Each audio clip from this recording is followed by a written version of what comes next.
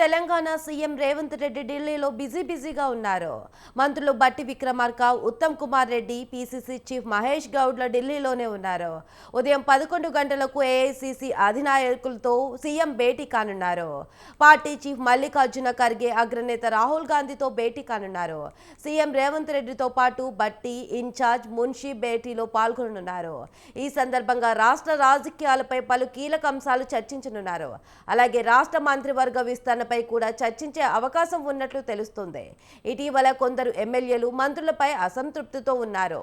నిన్న హైదరాబాద్లో జరిగిన సీఎల్పీ సమావేశంలో కూడా పార్టీ విధానాలను వ్యతిరేకిస్తున్న ఎమ్మెల్యేలపైనే చర్చించినట్లు సమాచారం.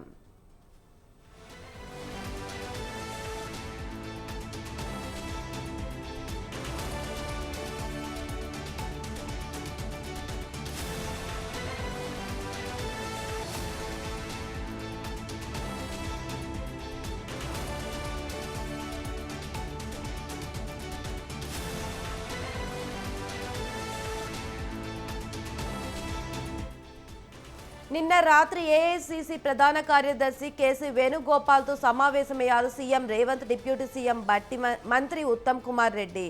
ఈ సందర్భంగా కులగణన జరిగిన తీరును సీఎం రేవంత్ వివరించారు. బయట జరుగుతున్న ప్రచారంలో ఎలాంటి వాస్తవం లేదని చెప్పినట్టు సమాచారం.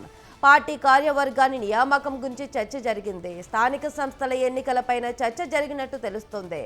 దశల వారీగా ఈ ప్రక్రియను పూర్తి చేయాలని పార్టీ నిర్ణయించినట్టు ఢిల్లీ సమాచారం.